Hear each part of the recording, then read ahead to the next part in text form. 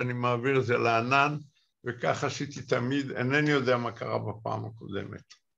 טוב, אז אם התחלנו להקליט, אני מודיע שהיום זוהי הפגישה מספר 99. הפגישה שלנו הממוספרת, מספר 99, והיום זה 19 במאי 2021. ואנחנו באמצע קריאת פואמה של יצחק כצנלסון בשם דרבל, שכצנלסון כתב בגטו ורשה. אבל לפני שאנחנו נמשיך לקרוא את הפואמה, אני רוצה להודיע שני דברים. הדבר הראשון, אני מאוד מצטער, קראה תקלה בפגישה מספר 97, לפני שתי פגישות, והיא לא הוקלטה, לכן לא הועלתה ביוטיוב, והיא הלכה לאיבוד. והייתה זאת הקלטה מיוחדת. אני הקדשתי פגישה שלמה לדבר על מה הם שלושת הספרים על השואה, שאני ממליץ לכל מי שרוצה באמת להכיר במקצת מה קרה בשואה. אני לא אחזור על אותה הרצאה לצערי, אבל בפגישה הקודמת, מספר 98, בלה קראה סיכום של אותה פגישה 97, סיכום בצורת מאמר שכתבתי על הנושא, כאשר במרכז עמדה המלצתי לקרוא ואולי אפילו לתרגם לאנגלית את הספר של יובל ירח, השתיקות. לגבי העניין הזה, אני מתכתב לאחרונה, בשבועות האחרונים, עם אדם יקר בפילדלפיה, ששמו רוברט מרגוליס. הוא איש ספר ועיתונאי שמפרסם בפילדלפיה, בעיתונות היהודית, מאמרים במדעי היהדות. הוא קורא עברית והוא קורא יידיש, ואני שלחתי לו את המאמר שלי שסיכמנו שבלה קראה בפעם שעברה, ושאלתי אותו האם אפשר לעשות משהו כדי לקדם תרגום לאנגלית של הספר של יובל ירח. הוא פנה לכמה אנשים, ובעניינים האלה הדברים לא קלים, אבל הוא הבטיח לי שני דברים. א', שהוא יפנה למתרגמים נוספים בארצות הברית, במאמץ לברר האם אפשר לתרגם את הספר של יובל ירח לאנגלית. והדבר השני, אתמול הוא הציע לי לתרגם בעצמו לאנגלית את המאמר שלי ששלחתי לו ושבלה קראה בפעם שעברה. אני עודדתי אותו שהלוואי והוא יעשה את זה, כי בינינו האנגלית שלו מדהימה, עד כמה שאני יכול להעיד. אנגלית מצוינת, ואם הוא יתרגם את המאמר לאנגלית, אני חושב שנוכל להעלות את זה לאקדמיה עדו, ויהיה לזה קוראים מכל העולם. אנה הצטרפה. שלום אנה ושלום בלה. Shalom, shalom, shalom. Shalom, shalom. Good to see everybody in one piece. Thank you. דבר שני שאני רוצה להגיד, לפני שאנחנו ניגשים לדרבל של כצנלסון, אני רוצה, מכיוון שאנחנו כבר הולכים דרך ארוכה של חודשים רבים ביחד, אני רוצה לבקש את רשותכם, לשתף אתכם בתגובה שלי לספר שאני קורא עכשיו. אחרי שגמרתי את הספר של יובל ירח, אני קורא עכשיו ספר שגרם לי לשוק אנפילקטי תרבותי חיובי. זהו ספר שאישית בשבילי סוגר מעגל ומבהיר לי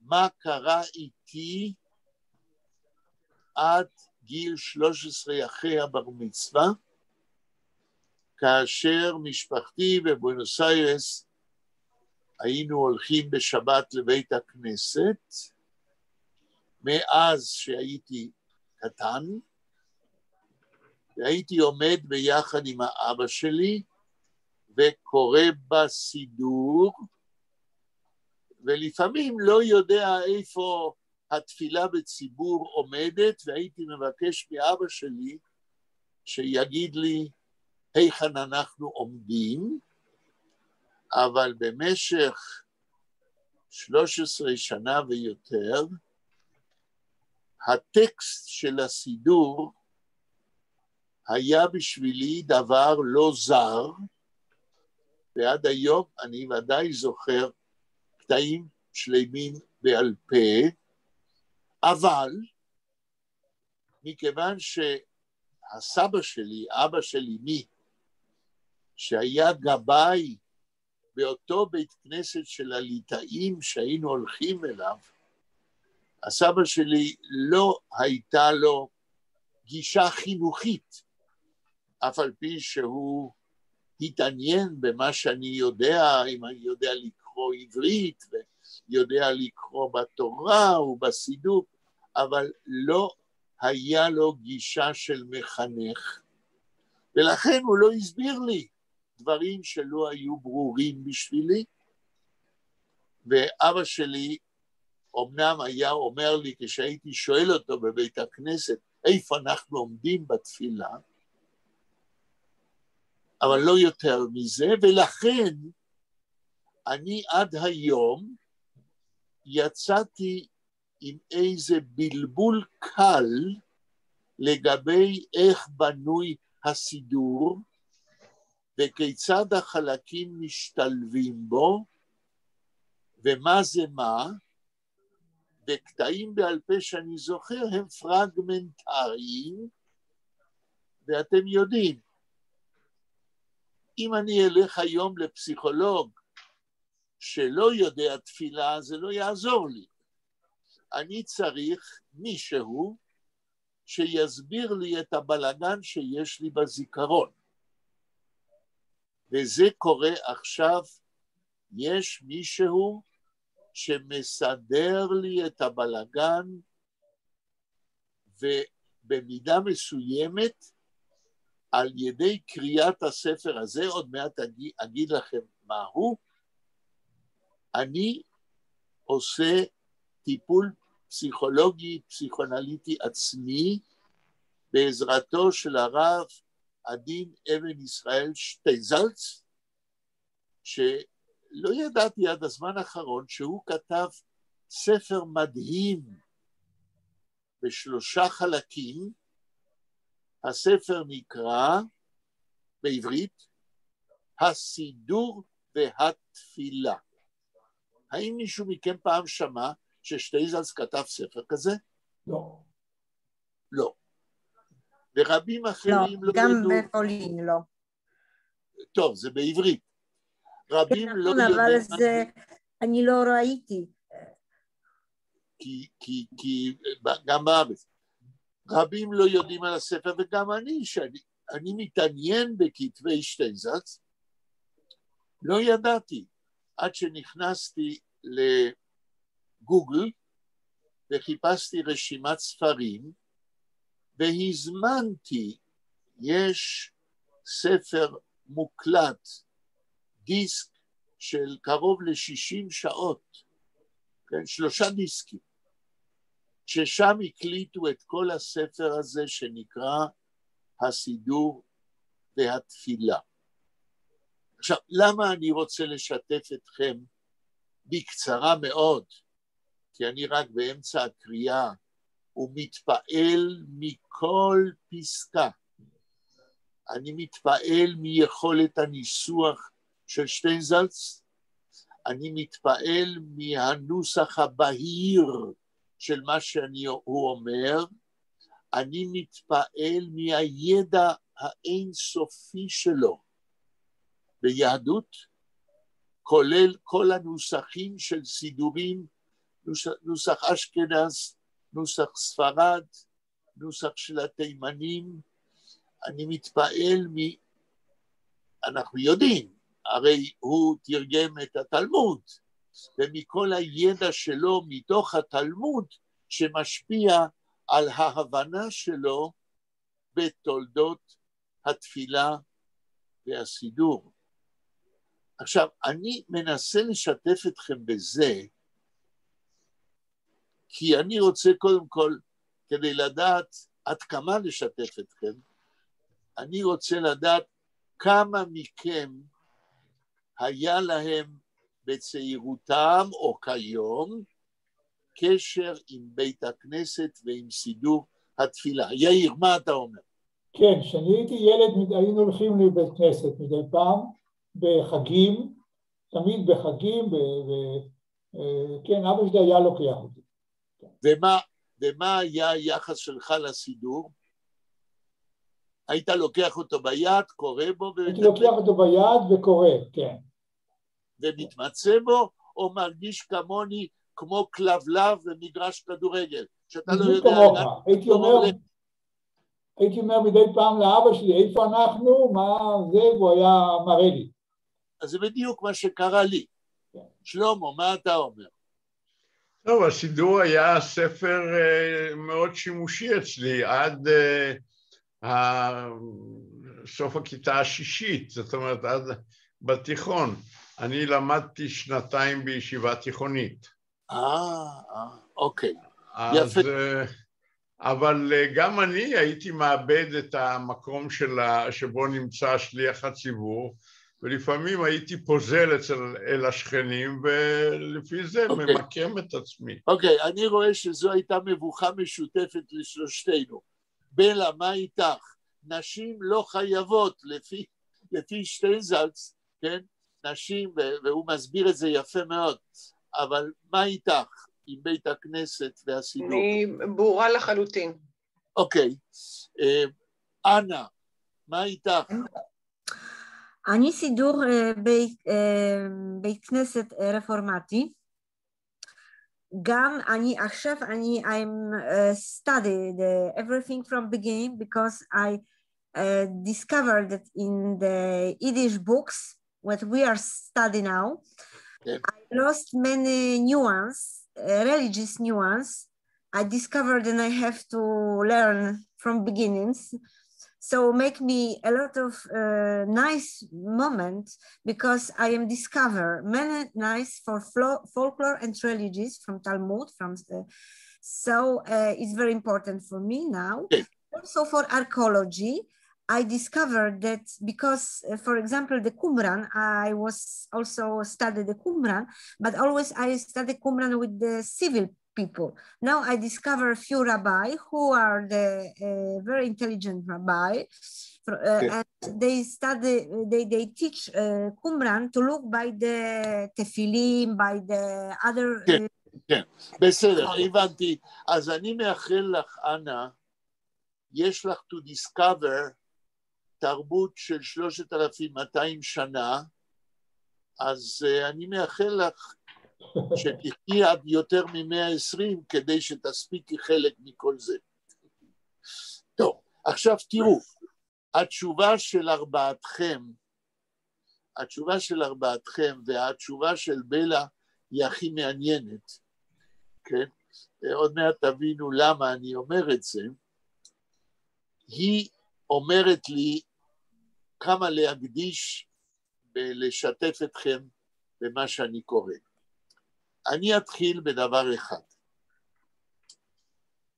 הספר של אדין שטיינזלץ, הסידור והתפילה, הוא מחקר במדעי היהדות, מחקר, אני הייתי אומר לו פופולרי, לא מכיוון שהוא לא מדויק, אלא הוא, שטיינזלץ משתדל לא לבלבל את הקורא בפרטים קטנטנים של המחקר.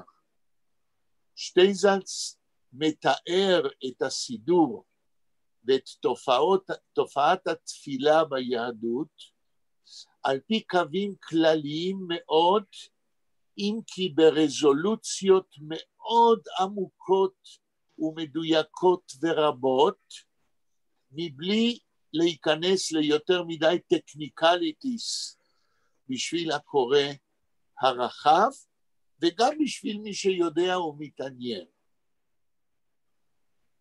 למשל, שטיינזלץ הוא אומר הרבה דברים שאני לא ידעתי, הוא מציג דברים שקשורים לסידור ולתפילה בצורה כל כך מעניינת ועמוקה וברורה ובלשון פשוטה, שאפילו אני,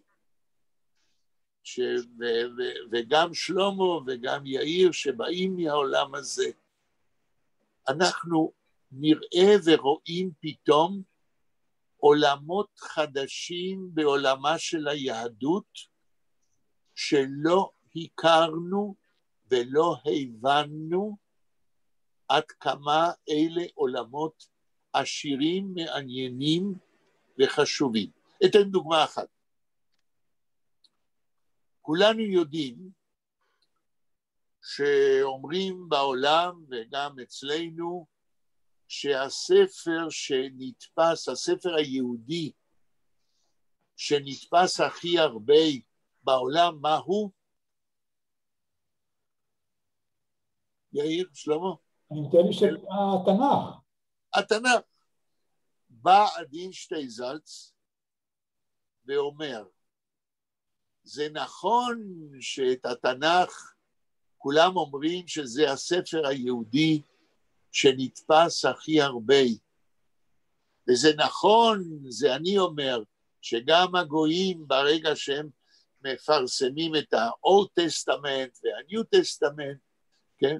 אז אפשר להגיד שהתנ"ך זה הספר שנתפס הכי הרבה בעולם. בא שטיינזלץ ואומר, לא ולא, והוא מנמק, והוא אומר, מכיוון שסידור התפילה הוא ספר שמלווה את היהודי מאז שהוא נולד ומאז שהוא קטן ועד יום מותו, ומכיוון שהיהודי מתפלל בסידור התפילה 3 פעמים ביום, גם בתפילת יחיד וגם בתפילת ציבור, שהרי עיקרו של הסידור הוא לצורך תפילה בציבור במניין של 10. טוען שטיינזלץ, ואני מאמין לו, קודם כל הוא אומר, אין ביבליוגרפיה של כל הפרסומים והמהדורות של הסידור בעולם. ועוד הוא אומר, כאשר יחברו, אם בכלל יחברו, ביבליוגרפיה של כל הנוסחים של הסידור, יגלו שיש, ואני מצטט אותו, מיליוני מהדורות לאורך הדורות, ומאז הבית השני, ומאז הדפוס. ולכן ושאני קורא מילים כאלה, הסידור שמלווה את היומיום של היהודי, אני אומר, הווה נקרא מה שיש לשטיינזלץ להגיד. ולשטיינזלץ יש להגיד בחיבור הזה שני דברים עיקריים. קודם כל, הוא מנתח, מסביר ומתאר כל חלק וחלק בסידור ובמחזורים של החגים. זה בשני דיסקים שלי. הדיסק השלישי, החלק השלישי של הספר שלו, זה מילון של כל המונחים ששטיינזלץ משתמש בהם שקשורים לתפילה ולסידור. כן? מילון מפורט שמסביר כל מונח ומונח. למשל, שליח ציבור. אנחנו יודעים, בסדר, החזן נקרא שליח ציבור, אבל מתי זה נולד ומה התפקיד ולמה יש שליח ציבור? או נר תמיד בבית המקדש הוא כל מושג ומושג והוא לא פוסח על אף אחד. למעשה אני הייתי אומר שבספר הזה של שטיינזלץ יש לנו אנציקלופדיה של אחת התופעות ביהדות שבלעדיה אין יהדות, וזה סידור התפילה ועצם תופעת התפילה. ושטיינזלץ מתאר, מנתח מה זאת תפילה. אני אומר לכם, בסגנון ובבהירות, שפתאום אתה חשוף לתופעה תרבותית שלך כיהודי, שאומנם חיית אותה יותר או פחות, הלכת לבית הכנסת, לא, אבל בספר הזה אתה פתאום רואה את התופעה מהנקודה של מדעי היהדות, של הבנה היסטורית והבנה פסיכולוגית, ואני לא סתם אומר פסיכולוגית, שטיינזלץ נכנס גם לעניין של תפקיד התפילה מבחינה פסיכולוגית.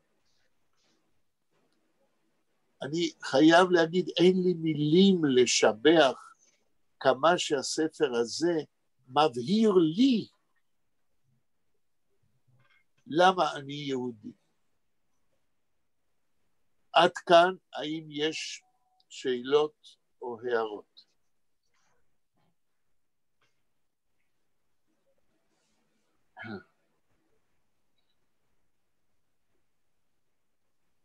טוב. אף תגובה? אני רוצה לספר לך, כן. אני רוצה לספר לך שעשיתי פעם עבודה על מחזור רדלהיים. אינני יודע אם אתם שמעתם על המחזור הזה. זה ברדלהיים, שזה מקום על יד פרנקפורט, היום הוא כבר התמזג בפרנקפורט, אז פעם היה עיירה עצמאית, היה שם בית הוצאה חשוב מאוד, ושם יצא לאור מחזור עם הסברים בגרמנית, שכתובים בשפה עברית, זאת אומרת בתעתיק עברית. כן. ומי שהוציא את זה לאור זה אדם בשם היידנהיים. הספר הזה זכה ל100 מהדורות. בדיוק. אז קשה לי להטיל ספק בדברים שאמר שטיינזלץ. כן. אין להטיל ספק. תראו, שטיינזלץ, אתם יודעים, בואו אני אגיד לכם משהו שזה ככה עניין אישי, אבל הוא גם מבהיר עד כמה שהאיש הזה בספריו השפיעו עליי. אתם יודעים, כולם אומרים, כן, עשה לך רב. ואני שמעתי במשך שנים הביטוי הזה, עשה לך רב. ואני הייתי חושב, נו באמת, אני אעשה לי רב, הרבנים שאני שומע עליהם, מה הם יכולים ללמד אותי? לא שהם יודעים פחות ממני, הם יודעים הרבה יותר, אבל מה הם יכולים להשפיע עליי? אין לי גישה לעולמם, ולהם אין גישה לעולמי. עשה לך רב, אם אדם, עכשיו אני אומר, אם אדם בישראל מסוגל למצוא אדם אחר שממנו הוא יכול באמת ללמוד, והוא יכול באמת לסמוך עליו, הרי שזה דבר אדיר. אבל תחשבו על עצמכם, כמה אנשים יש בעולם הזה ובארצנו ובעולם, שכל אחד מכם יכול היה להגיד, זהו הרב שלי, ממנו אני אלמד, מכיוון שאני סומך עליו ב100%. אני יודע שממנו אני אוכל ללמוד, לא שאחרים יודעים פחות ממני, אבל אחרים, הדרך שלהם אליי, או הדרך שלי אליהם, חסומה. רב יכול להיות מטיף, רב יכול להיות הרבה דברים, אבל הדבר האחרון שהוא יכול להיות, זה אדם שאני יכול ללמוד ממנו. אחרי שאני קצת קורא מהדברים של שטיינזלץ, אני אומר לגביי, שאם יש אפשרות שאני אעשה לי רב, אין לי ספק שהוא האיש. למשל, גליה שאולי, שעובדת איתי במפעל דוב סדן, והיא המזכירה של מפעל דוב סדן, ועוזרת לי המון, ויודעת יידיש, התחילה לעבוד איתי לפני איזה 12 שנה, ולמדה יידיש על בוריה, ועכשיו היום גמרנו להכין ספר, מפתח שמות ועניינים, לספר של דוקטור חנה שטרר על הפרוזה של חיים גמד. וגליה שאולי, בלעדיה אני לא הייתי מסוגל להכין מפתח כזה, וביקשתי, התחננתי בפניה, לא בפעם הראשונה, אולי בפעם ה30, בואי נכתוב שהספר הזה, שהוא עוסק בחשיבות המפתוח של ספרים, יש שם מפתח לספר של חנה שטרר, על חיים גראדה, כ-90 עמודים, ועוד 4 מאמרים שלי על חשיבות המפתוח. אמרתי, גליה, את הרי כל כך עזרת ותרמת לזה, בואי תסכימי שנכתוב שהספר הזה נערך ונכתב על ידי גליה שאולי ויקיר שנק. בפעם ה100 היא לא הסכימה. אני לא רוצה ששמי יופיע בשער. עכשיו, למה אני מזכיר את זה?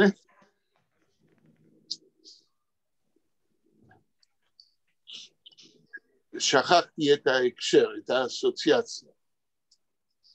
רק עכשיו אני רואה רבין שטיינזלץ, the Talmud, the Tractat Pesachim, the translated, look very interesting, very interesting. לא, זה very interesting, זה רק ערך אחד. הוא תרגם את התלמוד 42 כרכים, זה לקח לו עשרות בשנים, כן? הוא נפטר לפני שנה, כן? טוב, אז שלמה אמר מה שהוא אמר, ובעקבות מה ששלמה אומר, הוא אומר שאין ספק ששטיינזלץ כנראה צודק, שאולי הסידור זה הספר היהודי שנתפס הכי הרבה בעולם. בין היתר בספר של שטיינזלץ שאני קורא, ואני רק בעמוד 130, זה ספר שיש לו יותר מ-600 עמודים. בין הדברים שהוא אומר, הוא אומר בין היתר שיש מהדורות של הסידור, אבל אין לנו ביבליוגרפיה, אבל יש מהדורות עם הסברים, כן? יצאו מהדורות עם הסברים, אבל הקהל הרחב וכולנו אין לנו גישה לדברים האלה. עכשיו, למה הספר הזה חשוב? לא בגלל הקשר איתי, אלא מבחינת מדעי היהדות. ואני רוצה להגיד על זה כמה מילים, מכיוון שבימינו יהודים, ולא משנה איזה, לא נותנים חשיבות מספיקה למה שנקרא תפילה. כן? נכון שיהודים אורתודוקסים ויהודים קונסרבטיביים ויהודים, מה זה השלישי?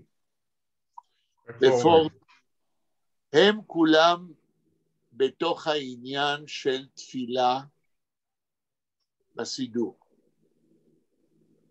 אבל כאשר שטיינזלץ בספר שלו כותב על התפילה, והוא לא אומר את זה בביקורת, הוא אומר את זה כעובדה.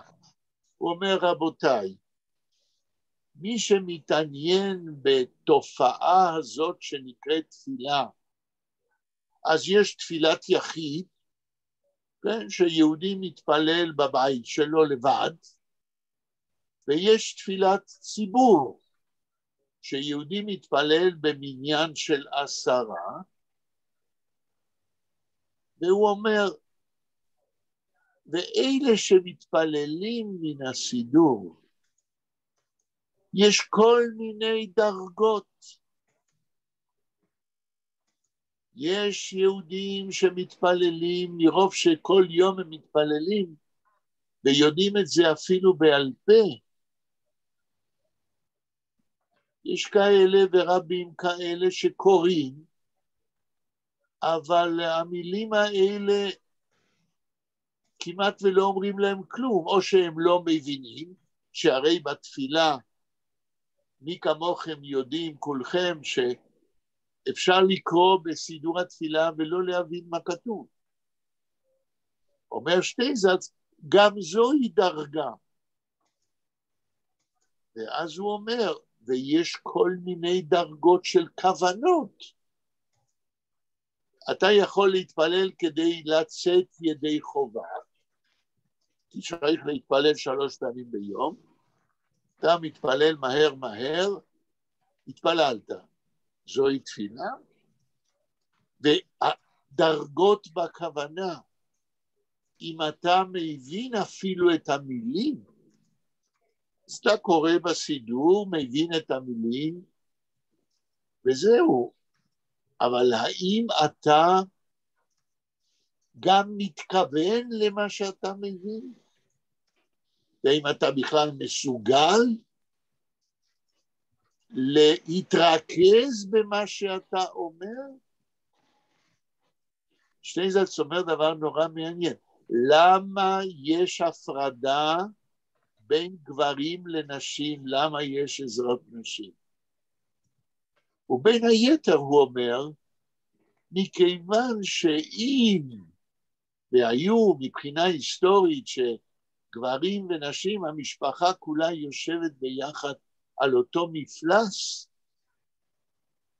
מרוב רגשי, הוא לא אומר משיכה מינית, אלא מרוב רגשי אהבה בין בעל ואישה וילדים, זה לוקח מיכולת הריכוז של התפילה, שהרי מה זאת תפילה? תפילה זוהי דיאלוג בין האדם לבורא העולם. ואם יש פקטורים, עובדות בסביבה, שמסיחות את הדעת שלך, כמו למשל היחס העובד לאשתך או לילדים שלך, אז הדיאלוג הזה עם בורא עולם, כן, מופר. ואני רק אומר, פסיק מכל הדיון ששטיינזלץ דן בספר שלו. שלמה כבר הגיב על כל מה שנאמר. האם יאיר יש לו איזה שאלה או קומנטר? חשבתי על התנ"ך שחשבנו שהוא הספר המודפס ביותר. אין לנו בעצם נתונים סטטיסטיים, כי מצד אחד הסידור, כמו שאמרת, יצא במיליונים של מיליוני מהדורות, מצד שני העם היהודי היה 18 מיליון, והגויים הם מיליארדים. קשה פה להעריך שהגויים הדפיסו את התנ"ך, את ה-Old Testament ו-New Testament, אז קשה... לא, זה נכון, אבל אני מדבר על הספר בעברית, גם התנ"ך בעברית וגם סידור בעברית. אין ספק שבעברית הסידורים מודפסו יותר. זהו. עכשיו, העובדה, וזוהי כנראה עובדה, ובלה ודאי תאשר לי, העובדה שהסידור כיום, גם אצל אלה שהולכים לבית הכנסת, אבל ודאי אצל כל אלה כמוני וכמו בלה שלא הולכים לבית הכנסת. זהו ספר שנמצא בקרן זווית, אם הוא נמצא בספרייה, ואין אנחנו מעיינים בו, והוא לא חלק של האוצר התרבותי היהודי של רוב הדור הזה.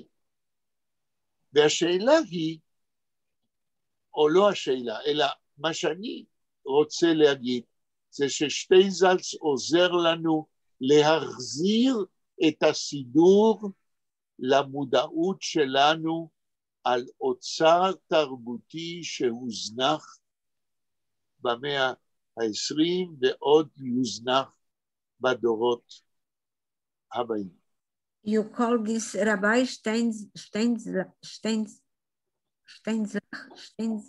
Steinsaltz. מה את אומרת? You recommend to buy his commentary? את הספר הזה, הסידור והתפילה? כן. בטח, ללא ספק. ללא ספק. שטיינזלץ. שטיין זה אבן, רגע, אנה. שטיין זה אבן וזלץ זה מלח. כן, נכון. עכשיו, הרבי מלובביץ'. עדין, רבי עדין. הרבי מלובביץ'. כן. רגע, הרבי מלובביץ', שעדין שטיינזלץ היה בקשר איתו, אמר לו, אני לא יודע אם אתם יודעים את זה, אמר לו, אתה צריך להוסיף לשם שלך אבן ישראל. ומאותו רגע שטיינזלץ קיבל את הצעתו של הרבי מלובביץ', וכיום כל הספרים שלו הם חתומים בשם עדין אבן ישראל שטיינזלץ. אוקיי. למה הרבי מלובביץ' ביקש ממנו להוסיף אבן ישראל? אני לא יודע, אני חושב על זה, כן? אבל לא ניכנס עכשיו לעניין הזה. דרך אגב, הייתה תקופה כאשר הרבי מלובביץ' נפטר, שהיו שמועות שיש מי שמבקש להכתיר את עדין שטיינזלץ כרבי הבא של חב"ד. אבל אומרים שזה היה דרך אגב, שטיינזלץ עצמו לא התייחס לזה בכלל. נכון. עכשיו, לפני שאנחנו חוזרים לקצנלסון, אני רוצה להגיד עוד מילה אחת על המושג הזה שאנחנו קוראים תפילה.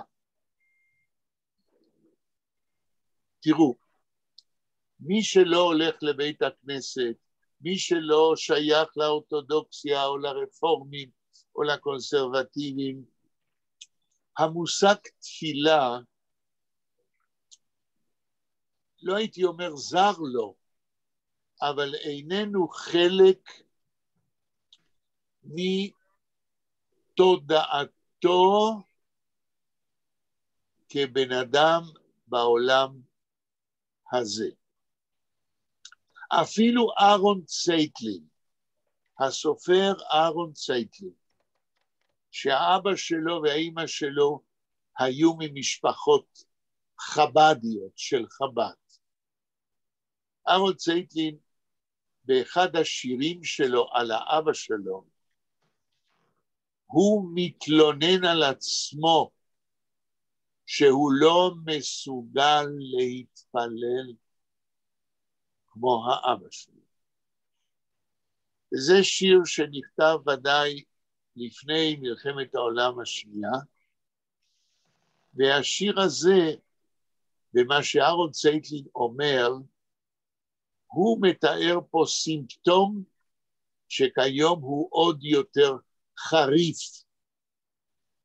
אני לא אטעה אם אני אגיד שיהודים כיום במדינת ישראל לא מסוגלים להתפלל, עוד יותר לא מתפללים כלל, עוד יותר אין להם יכולת נפשית להתפלל ולא מרגישים צורך להתפלל.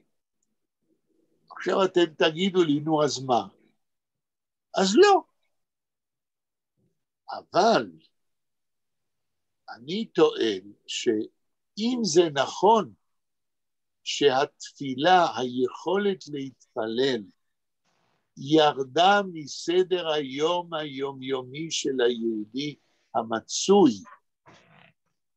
הרי שאנחנו בבעיה רצינית מבחינה יהודית.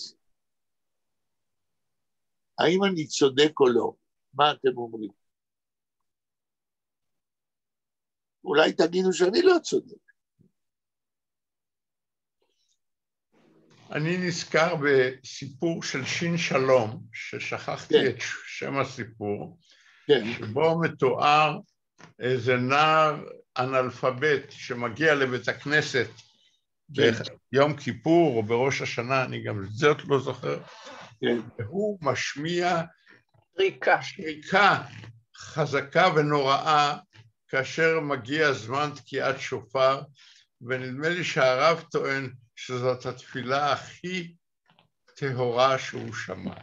יופי. השריקה פתחה את שערי השמיים. יפה. סליחה? השריקה פתחה את שערי השמיים. זה שם הסיפור? לא, זה הסיכום של הסיפור. יפה. עכשיו, מה ששלמה ובלה אומרים עכשיו, של שין שלום, נאמר לפני שין שלום. שין שלום כאן בעצם כותב את הסיפור שלו מתוך שהוא מושפע על ידי י' למד פרץ.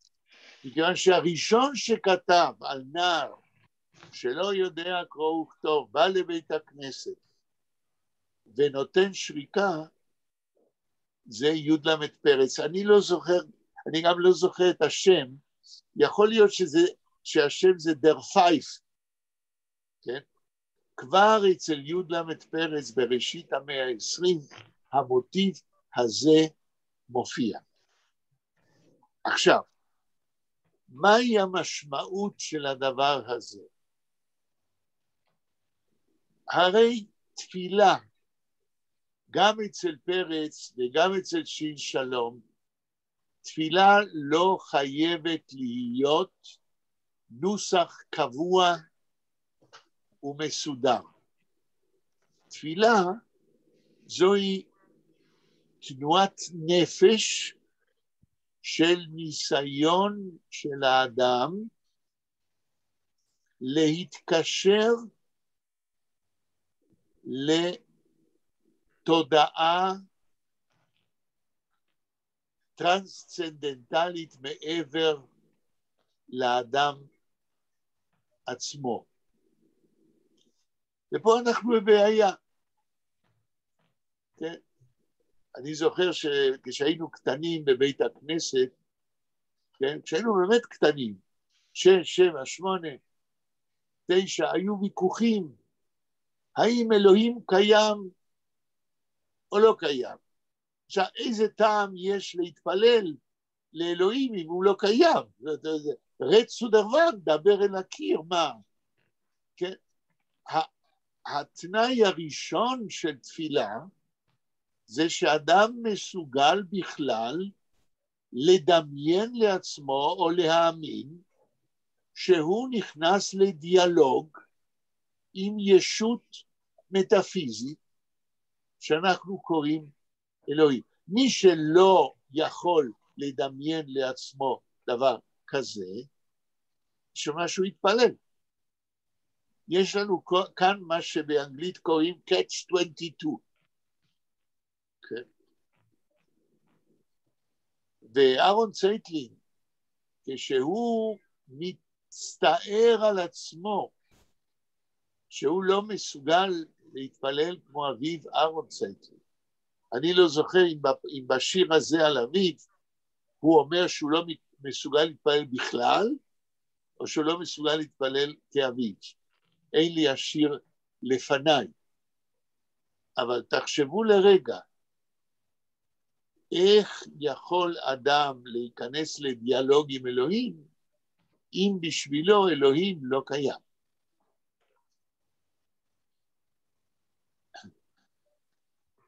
ולכן בספר של הדין שטיינזלץ,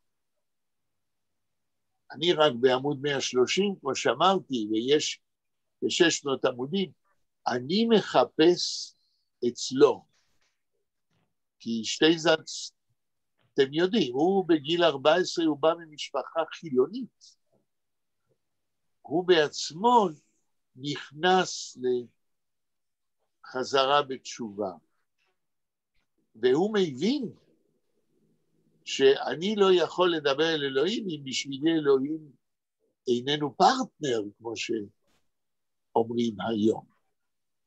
אני מחפש עדיין, ב-130 העמודים שקראתי, לא מצאתי הנמקה כיצד יכול יהודי כיום להאמין באלוהים. אינני יודע, הוא יוצא מההנחה שיהודי רוצה ונכנס לדיאלוג עם מה שמעבר לו, שביהדות קוראים לזה אין סוף. זה המקסימום שמצאתי אצלו עדיין, ויכול להיות שהרב הדין שטיינזלץ, עד סוף הספר, לא ייגע בבעיה הזאת, כי היא גוברת בכפירה. אבל אני אישית, כיהודי, מודע ליהדותו, אומר, אין לי שום בעיה להאמין באלוהים, אבל ההגדרה של המונח אלוהים, אצלי ואצל כל אחד, אם את מעמידה בן אדם אל הקיר, ואומר, אתה מאמין באלוהים? הוא אומר לך, כן, טוב, אז תגיד לי מה זה בשבילך אלוהים. כל אחד יגדיר את זה אחרת. ההגדרה שלי היא פשוטה מאוד, והיא נובעת לא מהשכל, אלא מתוך רגש בסיסי, שאני כבן אדם יהודי מסוגל ולא מסוגל לעשות דברים מסוימים ולהאמין בדברים מסוימים מתוך רגש שיש דברים אבסולוטיים שעליהם אני לא מוכן להתפשר. יחיאל, אני רוצה להציע משהו, אם החברים כאן יסכימו. אתה מדבר על טקסט ואנחנו נהיים סקרנים, אבל יש עדיין מרחק מאוד גדול בין מה שאתה אומר ובין מה שאנחנו זה נכון. מבינים. אולי תוך כדי שאתה קורא, אם אתה מוצא משהו שבאמת מדבר אליך באופן מיוחד, אז אולי תגיד לי את העמודים, הרי הם אומרים בראש כל עמוד, הם אומרים את מספר העמוד, אם אני מבינה נכון. כן. אולי אני אחפש את זה בספרייה ואצלם, ואולי נקרא את זה ביחד. אני לא יודעת אם אתם מסכימים, כאילו... רגע, בלה, אני רוצה להגיד למה שאת אומרת. העצה שלך היא מאוד הגיונית, אבל לא אני אגיד ככה, הספר של שטיינזלץ הזה, הסידור והתפילה, הוא כל כך עשיר, מגוון, הוא מסובך לא בגלל הסגנון, אלא בגלל אלפי הנקודות שהוא נוגע בהן, שאני יכול רק להמליץ לכל אחד מכם לקרוא בו, וכל אחד אולי ימצא מה שמדבר אליו. תראו,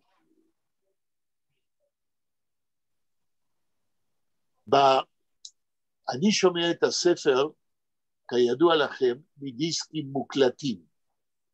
עכשיו, אני שומע את זה, הדיסקים האלה, זה מונח פה לידי, עוד מעט אני אשמיע לכם, כדי לבוא לקראתך רק שתשמעו את הסגנון, בלי לבחור מה, מכיוון שזה משתנה כל הזמן, הוא כל כך, עדין שטיינזלץ מציג פנורמה, פייסאז' כל כך עשיר ומגוון, שהוא עובר מעניין לעניין לעניין לעניין, רק להבין את המבנה של הספר שלו, צריך ללמוד את זה. אז מה אני עושה?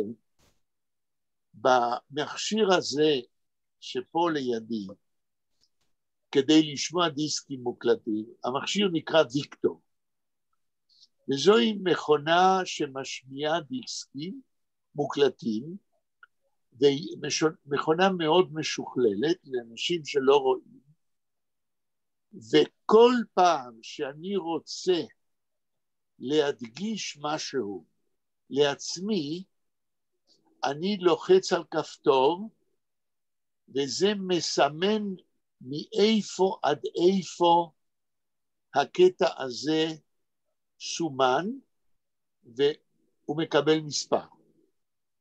ואני תמיד בכל רגע יכול להגיע ישר לאותו מספר.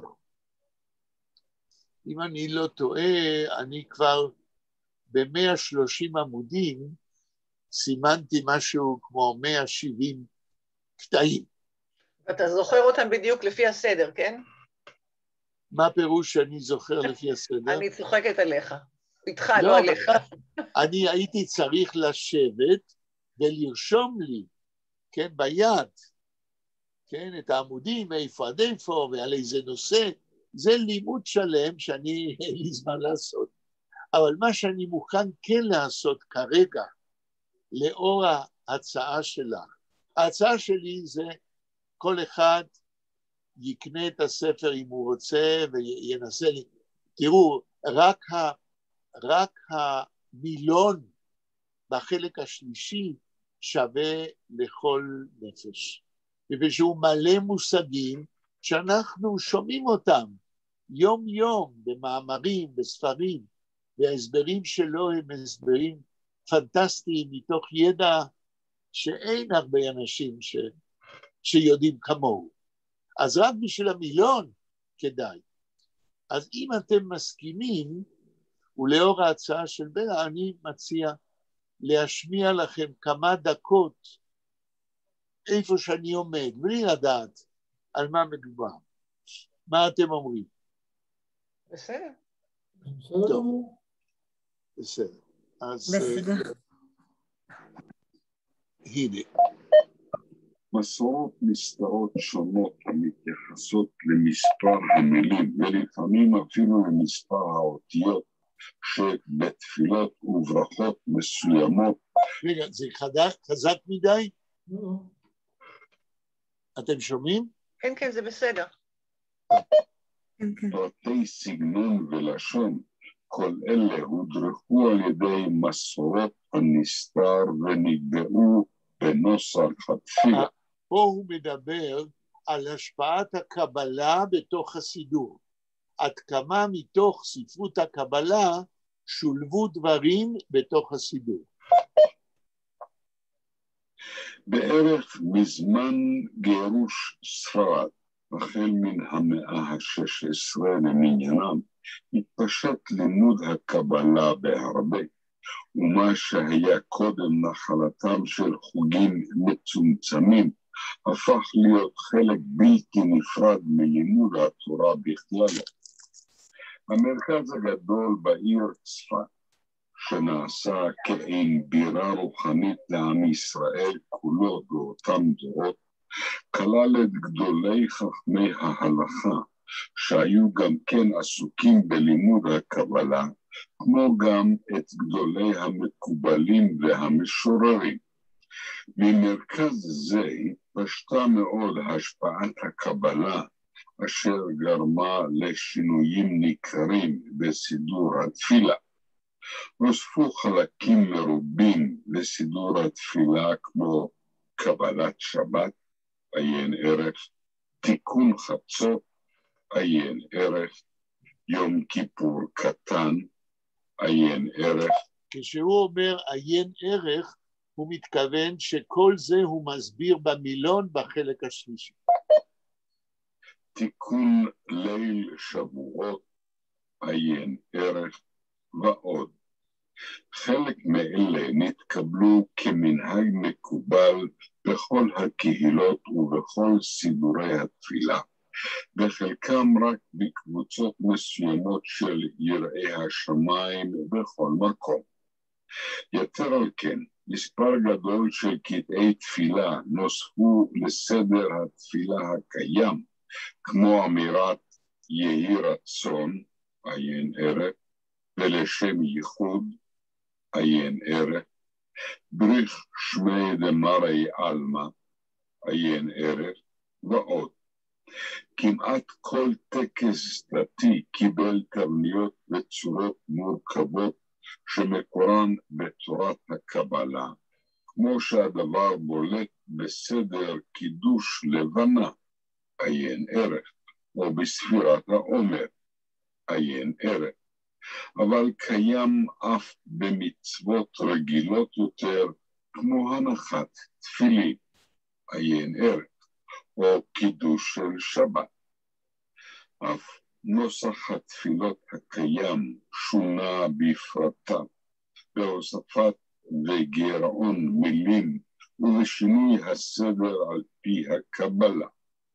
השפעה זו מצויה בכל נוסחי התפילה הנוהגים בימינו, אם כי היא ניכרת פחות בנוסח אשכנז ובנוסח איטליה, והיא בולטת הרבה יותר בנוסח ספרד, ועוד יותר במנהג הספרדי.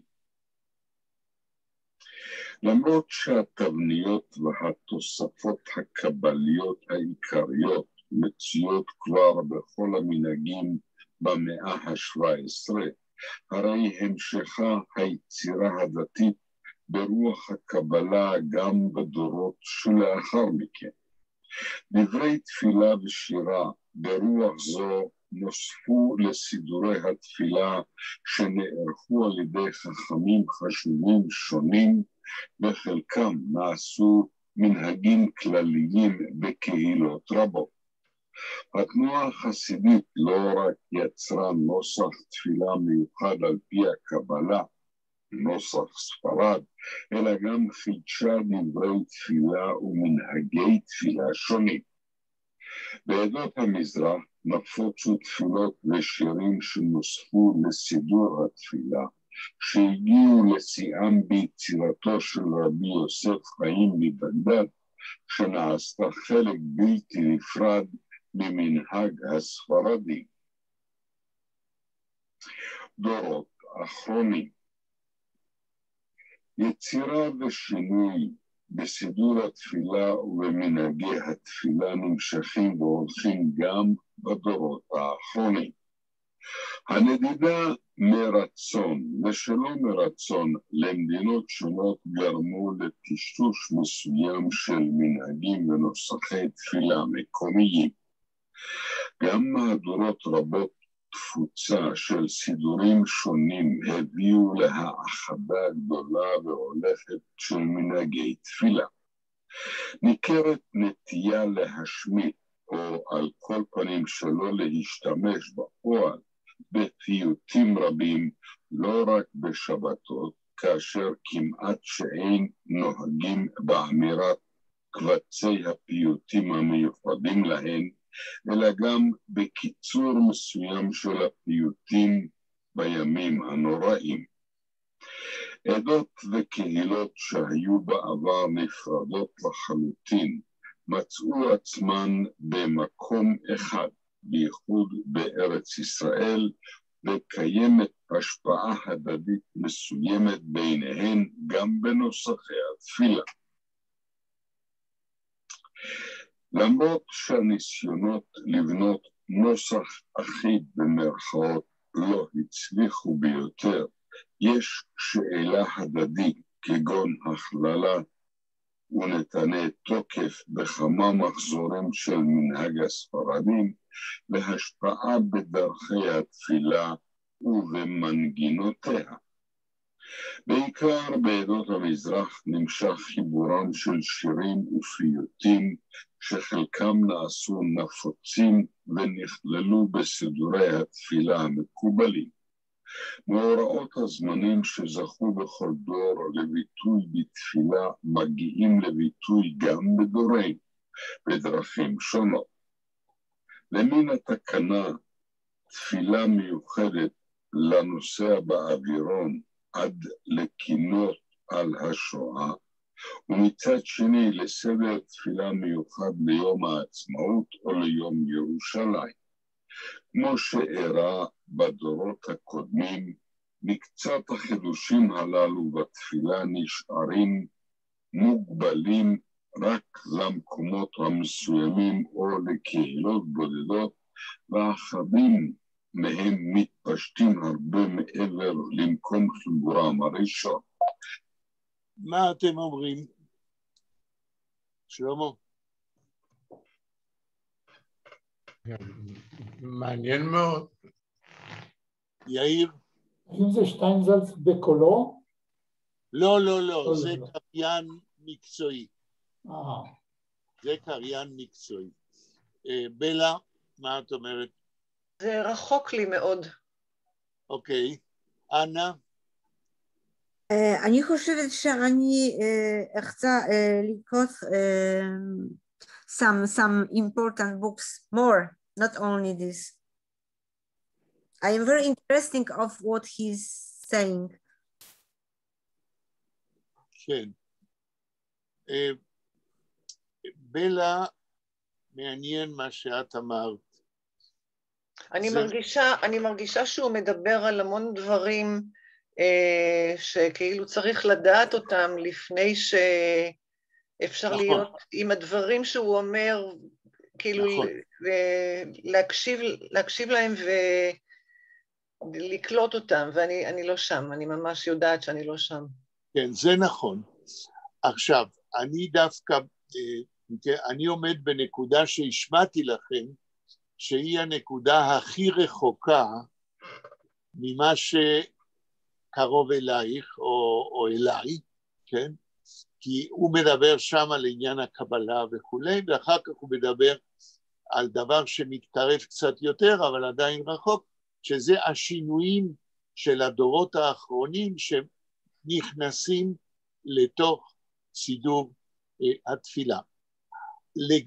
לגבייך בלה, מה שיכול להיות רלוונטי, איפה שהריחוק הוא הכי קטן, זה איפה שהוא מדבר על מהות התפילה ומה זה. כן? זה על התופעה הזאת הרוחנית, התודעתית, שנקראת תפילה, ועל זה הוא מרבה לדבר ולכתוב, אבל בשביל זה צריך לשמוע את כל הספר, זה לא פשוט. טוב. כן. גם אני וגם בעלי גדלנו בבתים שגירשו מהם את אלוהים אחרי השואה. מילה קשה שאת אומרת גירשו, כן. אולי תפרטי, מה זאת אומרת גירשו? אצלי בבית עוד גירשו, זאת אומרת, תתעלמו ממנו. כן. כן, אמרו, אתה לא היית איתנו, חפש אותנו עכשיו, כן? זאת אומרת, אפילו זה היה קשור לאיזשהו רגש של עוינות. בוודאי, בוודאי, מאוד. כן. כן, מעניין. שלמה, אתה נתקלת בתופעה כזאת? שבעקבות השואה, ההתרחקות מהזיקה למשהו שנקרא אלוהים גדלה? כן. מצאתי אותה אצל אמא שלי. וואו. כל משפחתה הושמדה. כן.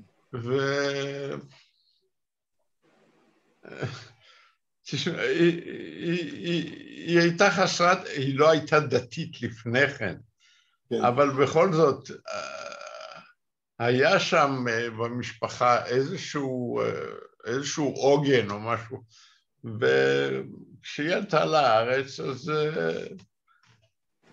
היא הייתה חילונית גמורה, מה שנקרא, והיא נישאה לאבא שלי שהיה איש דתי שחזר בשאלה, והם חיו יחד.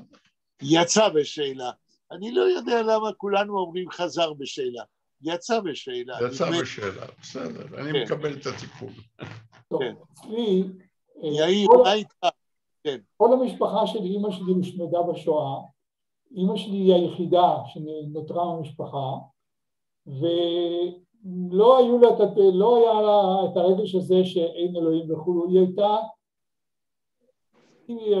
היה לנו כשר בבית, והיא איכשהו שמרה, היא לא הייתה דתייה, אבל היא שמרה, היא הייתה, בוא נגיד, קצת מסורתית. היא הייתה הולכת לבית כנסת עם אבא בחגים, ובעזרת נשים הייתה מנופפת לנו ביד, כשהיינו למטה, כן? מנפנפת לנו ביד מלמעלה מעזרת נשים. לא הייתה לה את התחושה הזאת שמשפחתה הושמדה, אבל כן, לא. כן. תראו, אתם פה מעלים משהו שאני כנראה התחקתי במשך כל חיי. נורא מעניין מה שקורה פה. למשל, אני מעולם, והרי אני בא ממשפחה שגם כן כולה הושמדה, משפחת האבא שלי, כן? משפחת האמא שלי עוד עלו לארגנטינה ב-37, אז לא, אבל מצד האבא שלי, אבל אני מעולם לא נכנסתי לנישה הזאת לחשוב או להרגיש שאלוהים אחראי על מה שהנאצים עשו. זאת אומרת, מה? זה אני אומר עכשיו. אלוהים אחראי על מה שהנאצים עשו, או שבני אדם, כמו הנאצים, לא עמדו בזכות שלהם לחיות בעולם הזה ולעשות אותו יותר טוב מתוך הרגשה שהאדם הוא לא המרכז של העולם, אלא שיש דברים יותר חשובים וערכיים מאשר אהבות ושנאות של בני אדם. זה נכון שכאשר עסקתי בספרות השואה, נתקלתי פה ושם בשתי תגובות לשואה, אנשים שבגלל השואה הפסיקו להאמין או הגיבו כמו שאתם אומרים, אבל היה גם התגובה האחרת, הצער על זה, וזה כצנלסון, אנחנו רוצים להגיע אליו, כצנלסון בפואמה שלו על הרבי מרדזין, כאשר הרבי מרדזין יוצא לגבור את המתים בשואה, בוולודבה, בעיירה שלו, אז כצנלסון כותב שאלוהים בוכה ביחד איתו. זאת אומרת, לעשות את אלוהים אחראי על השואה, זוהי תופעה שהייתה קיימת, אבל מצד שני, שאלוהים בוכה ביחד עם הרבי מרדזין על השואה, גם זאת תגובה. נושא מסובך, לא ניכנס אליו עכשיו, אבל אני רוצה לשאול את אנה. כן? העניין הזה, המושג הזה, אלוהים, במשפחה שלך, מה היה היחס לזה? תגידי באנגלית, פרופסור. מה את אומרת? תגיד לי באנגלית, בבקשה. Anna, how did your family see God in your family? Oh, of course, like, it's לא דתיים, אבל זה דתיים. But is this, I have the little bit break after my father died, let's say the truth. So I am discover from beginning many things. I studied theology, and I studied theology meaning the philosophy of Jewish philosophy, also to understand the nuance of everything, because I have many doubt, many questions. Not maybe doubt, but question and question and question. So I am digging and digging and digging. Okay.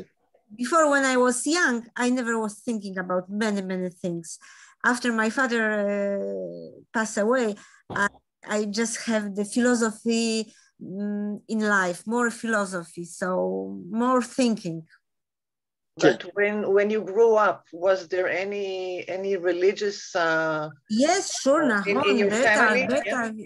בטח בייחודי, נכון, אבל זה לא כמו דתיים, אבל זה, מתי, I was travel many times, except my travel to Israel with my father. So my father was feeling in home in Israel, so was love, but a little bit from the other side, because he was past the ghetto, he passed many bad things after the war, after the discrimination. We had the... באיזה גטו אבא שלך היה? ורשה, נכון, אנחנו... רק בוורשה אנחנו. טוב, אני רוצה... זה difficult everything. Until now I am... it's difficult, really, it's difficult to be Jewish in Poland. אוקיי. סליחה, רציתי רק להוסיף שזה לא שאלה רק של אמונה, אלא של סגנון חיים, של דרך חיים. אמא שלי היא בת של חזן, והיא נכדה של הרב של העיר. כן, איזה רב? קגן, רב קגן. כן. ואבא שלה קראו לו בן ציון קגן, והוא היה החזן של העיר. זה דרך חיים, זאת אומרת, ככה, יש לי תמונה של הסבא, הוא חסיד עם כל ה... כן, אני לא יודע איזה חסיד הוא היה. כן. כך שאמא שלי, בשביל אמא שלי, היא לא הייתה דתייה, היא לא... אבל בשבילה זה דרך חיים פשוט, זה צורת חיים. אוקיי, תראו, כדי לסכם מה שאנחנו מתייחסים עכשיו לעניין של המקום של אלוהים במשפחות שלנו, אני רוצה לתת לכם דוגמה דרסטית כדי להבליט במכה אחת עד כמה שהמילה אלוהים מגדירה וקשורה בקשר הדוק למודעות היהודית של כולנו. תנסו לקחת את התנ"ך ותוציאו ממנו, אני לא יודע כמה פעמים מופיעה המילה אלוהים. תתארו לעצמכם תנ"ך שהמילה אלוהים לא קיימת. לא יהיה לכם תנ"ך. במגילת אסתר לא מופיעה המילה אלוהים. בסדר, אבל רק במגילת אסתר. היא מאוד מעניינת דרך אגב. כן. מה שאני רוצה להגיד הוא, שאותו מקור סמכות, כן, התורה והתנ"ך, שכולנו בצורה זאת או אחרת חייבים או מתייחסים אליו, כולל בן גוריון עם החוג לתנ"ך, כן? ברגע שמוציאים אתם יודעים, בתיכון, מישהו פעם שאל את התלמידים, מי הוא הגיבור בתנ"ך? הכי חשוב. זה אמר שמשון הגיבור, זה אמר דוד המלך. התשובה הייתה לא, אלוהים. אם אתה מוציא את המילה אלוהים, אין לך יהדות. ותראו איזה פרדוקס. דווקא המושג הזה, השם הזה, אלוהים, הוא האלמנט בתודעה שלנו שכיום הוא פחות רלוונטי מבחינת השקפת החיים שלנו כיהודים על העולם. זה לא דבר בהיפוכו, זה לא איזה פרדוקס שדורש הסבר בלמה את אומרת על השאלה הזאת. אני לא יודעת מה להגיד. אוקיי, גם זאת תשובה. גם זאת תשובה. כן, באמת העניין הוא כל העולם הזה באמת רחוק ממני. ואני לא אומרת את זה בשמחה, דרך אגב. לא, אני מבין. את קובעת עובדות, וקודם כל צריך לקבוע עובדות כדי לדעת איפה אנחנו נמצאים, כן? זה ברור. את עונה תשובה מלאה, כן? שלמה, מה אתה אומר? מה זה הפרדוקס הזה שבלי אלוהים אין יהדות, והיום יש יהדות בלי אלוהים? תשמע, אני חושב שבלי אלוהים אין שום דת, לא רק יהדות. האם אפשר לדבר על נצרות או אפילו אסלאם בלי אלוהים? לא, אני מדבר עלינו, אני רוצה לדבר עלינו, לא על האחרים. אבל בכל דת אתה מתייחס לאיזשהו כוח עליון שהוא מסובב את העולם. לכן אם אתה לוקח אותו, לקחת את טעם קיומה של אותה דת. כן, נכון. יאיר, מה אתה אומר? היום גם היהדות זה יותר גורל משותף, מסורת משותפת, הרגשת קרבה של אחד לשני בכל העולם, כמונו לבין החרדים, נכון יאיר? סליחה? כמו הקרבה בינינו לבין החרדים והחסידים. מה שיאיר אומר, זה סליחה לציני. אבל זה בטח, כן, יאיר. עם כל העוינות שלנו לחרדים, כשאני הייתי בשעתו, הייתי סטודנט, הייתי באנטוורפן, אני זוכר, אז בכל זאת אתה ניגש שם לאיזה דתי, חרדי, מתחיל לדבר איתו, ושאל אותו, מאיפה ההורים שלך, מאיפה זה? אמרתי, אז זה היה בשנים ההם, אמרתי לו מבריסק, בריסק, אתה מיד יוצר רגש קרבה, אפילו שאתה חילוני והוא דתי, ואתה גר בישראל והוא גר באנטוורפן, אבל יש דבר משותף ויש גורל משותף. נכון. אבל בריסק בשבילו זה הרבי מבריסק. כן, נכון, זה חזק. ברסט ליטובסק. אוקיי, אני אנסה לסכם את הדיון בנקודה הזאת, אני אנסה לסכם ולהגיד, כן, רציתי קודם, אני אנסה להיזכר מה רציתי להגיד, ולהגיד שאם אנחנו רוצים ואם אנחנו לא רוצים להיות יהודי, זה לא רק גורל, זה לא רק מוצא אתני, אלא זה איזושהי התייחסות למשהו, נקרא לזה טרנסצנדנטי, לאיזה השקפה על החיים ועל העולם שזה מעבר לבני האדם. אם נרצה או לא נרצה, יהדות קשורה להשקפה פילוסופית שאם העולם קיים, בכלל שאם העולם קיים ולא נחרב, זהו נס שקשור לאיזה כוח או שכל שאנחנו לא יכולים להבין, ושאנחנו קוראים לו כיהודים אין סוף. זאת אומרת, במילה אחרת, ובצורה קיצונית, אני מנסח את זה שלהיות יהודי, זה להיות פילוסוף, זה להיות פילוסוף תיאולוגי. כמו לוינס, למשל. נכון, כמו לוינס, למשל, וכשאנה אומרת לוינס, אז אני לא יודע כמה ספרים של לוינס יש לה בבית. אוי. מה, כמה? יש לי רק אחת. רק אחד.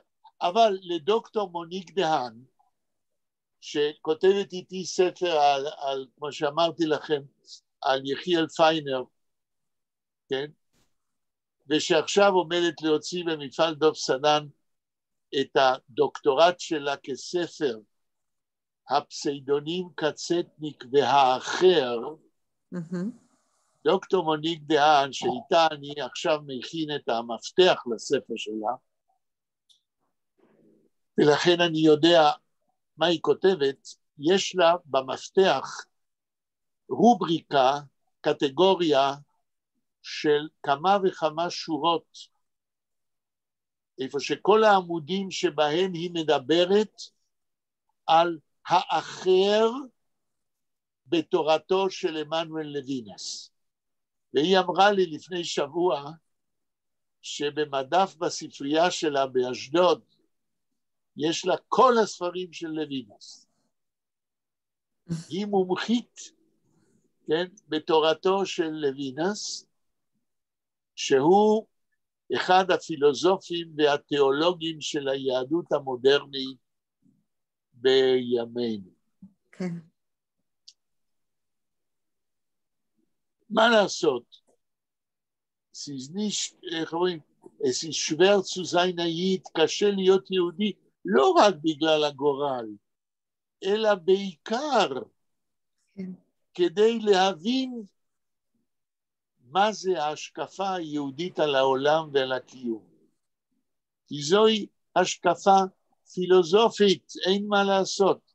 אני רוצה ומכיוון שאנחנו לא לומדים פילוסופיה ולא פילוסופים בעצמנו, צריך ללמוד המון כדי להתחיל להבין את עצמנו.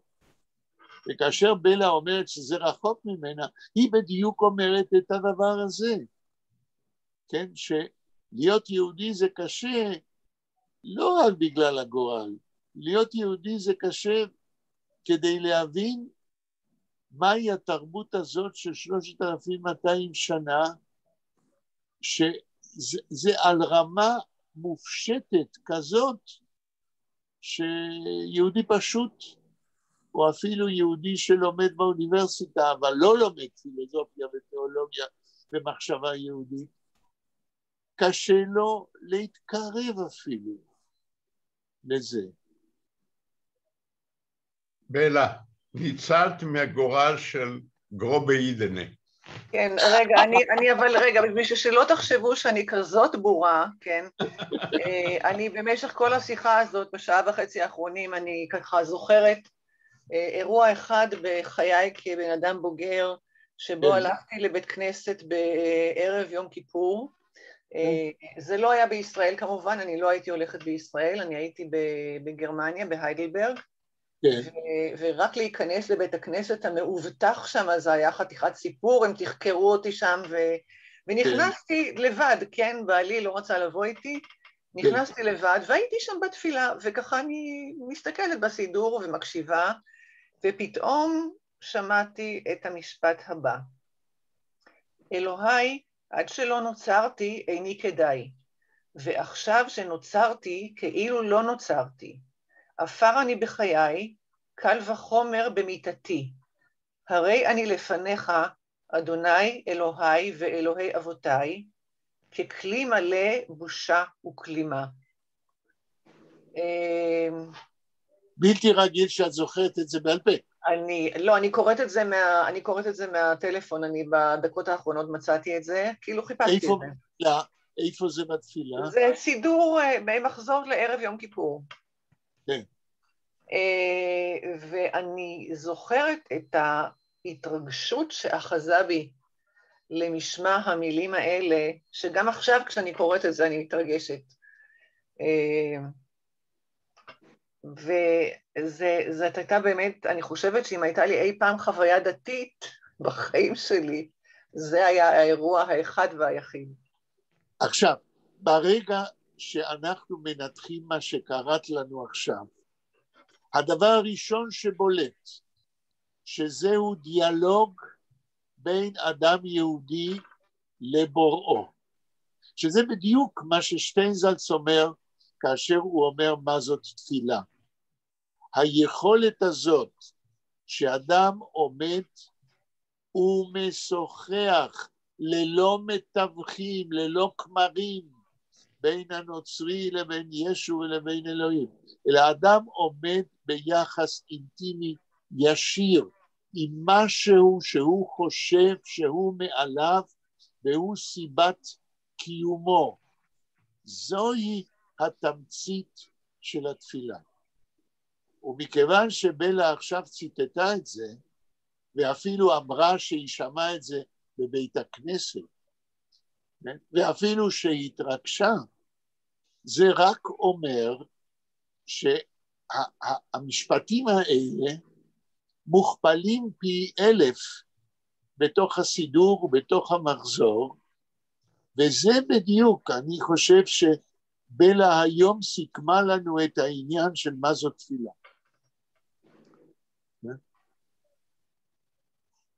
טוב, כמה זמן יש לנו? אין לנו. וואי. גמרנו. אני רוצה ברשותכם לספר סיפור קטנטון על הבעל שם טוב. אוקיי. שלמה, אני רק אצא כי אני חייבת לרוץ. לא, אז אני אספר את זה בפעם הבאה. בסדר. אני מתנצלת, אבל אני פשוט חייבת, אני יוצאת מהבית ואני חייבת לרוץ. לפני שאת הולכת, אני מודה לכם מאוד על השיחה הזאת. תודה רבה לך. תודה רבה לך, זה was important lecture. בסיומה של השיחה, בלה שאמרה שהיא רחוקה מכל זה, קרבה אותנו הכי הרבה. תודה רבה. זהו, זה גם קצת בלוף שאני רחוקה, כן? נכון, אני חושד בה, אבל אני לא רציתי להוקיע אותך בפומבי. כמו אני, בלה. אוקיי, להתראות. להתראות, בלה, להתראות. ביי. שלמה? כן. תדאג שההקלטה תבדוק אצל אפרים, האם זה בסדר, ותדאג לסגור אותה עכשיו. כן? אני כבר סוגר אותה. אולי בגלל זה היא לא עלתה אז, כי אמרת שזה היה יום שלם זה המשיך. כן? לא, אותה הקלטה דווקא הצליחה. אוקיי.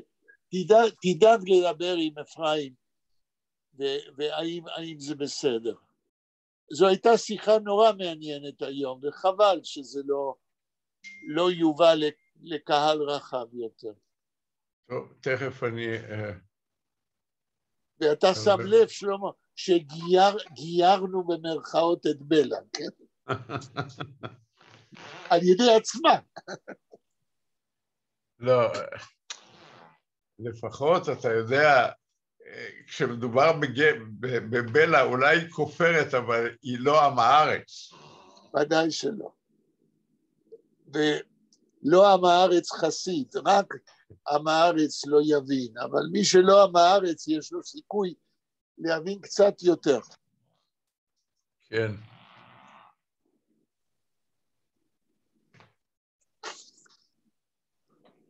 אז יופי, זו הייתה באמת פגישה בלתי צפויה.